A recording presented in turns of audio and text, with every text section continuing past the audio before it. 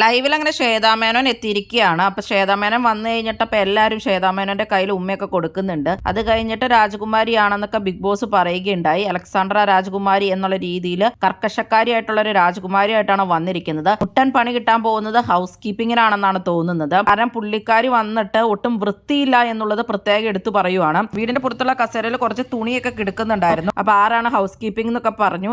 അപ്പൊ ശ്രീതു പറഞ്ഞു ഞങ്ങളാന്നൊക്കെ പറയുന്നുണ്ട്. അപ്പൊ നിങ്ങളുടെ പേയ്മെന്റ് ഒക്കെ കുറയും, പോയിന്റ്സ് കട്ട് ചെയ്യും എന്നൊക്കെയുള്ള രീതിയിൽ ശ്രീധുവിനോട് പറയുകയുണ്ടായി. ഡെൻ റൂം ആണായിട്ട് പുള്ളിക്കാരി സെലക്ട് ചെയ്തിട്ടുള്ളത്. സീസൺ 1 ഞാൻ ആദ്യമായിട്ട് വന്ന ആളാണ്. ഇപ്പോഴും ഞാൻ അതുപോലെ തന്നെയാണ് ഇതിലേക്ക് വന്നിരിക്കുന്നത്. പക്ഷെ അന്ന് വൃത്തി ഉണ്ടായിരുന്നു, ഇവിടെ ഒരു വൃത്തിയില്ല എന്ന് പറയുന്നുണ്ട്. പാവം ജിൻഡോയും അർജുനും ഒരുപാട് കഷ്ടപ്പെട്ടെല്ലാം ചെയ്തതാണ്. പക്ഷെ പുള്ളിക്കാരിക്ക് അവിടെ വൃത്തിയില്ലാത്ത പോലെയാണ് തോന്നുന്നത്. ഒരുപാട് ശരിയാക്കാനൊക്കെ ഉണ്ടായിരുന്നു. അപ്പൊ അവർ ചെയ്ത് മടുത്തതാണ്. പുറത്തങ്ങാടെ തുണി മാറ്റണവരെ അവിടെ ആരോട് പറഞ്ഞിട്ടുണ്ടായിരുന്നു. പക്ഷെ മാറ്റാൻ പറ്റിയിട്ടുണ്ടായിരുന്നില്ല എന്ന് തോന്നുന്നു. അപ്പൊ അങ്ങനെ ആ കുളമായിട്ടുണ്ട്. അപ്പൊ അവരുടെ ടീമിനായിരിക്കും പണി കിട്ടാൻ പോകുന്നതെന്നാണ് തോന്നുന്നത്. പിന്നെ പുള്ളിക്കാരിയുടെ കയ്യിലുള്ള ഡയമണ്ട് ഡെൻ റൂമിൽ കൊണ്ടുവന്ന് വച്ചിട്ടുണ്ട്. സായി, അപ്സര, ശരണ്യ, നന്ദനൊക്കെ ടാസ്കിൽ നിന്ന് പുറത്തായി. അവർ 20 പോയിന്റ്സ് തിരിച്ചു കൊടുത്തിട്ടുണ്ടായിരുന്നില്ല. അപ്പൊ 2 പേരെ പുറത്താക്കുമെന്ന് പറഞ്ഞു. അപ്പൊ അവരെല്ലാവരും ടാസ്ക് ചെയ്യലാന്ന് വെച്ചു.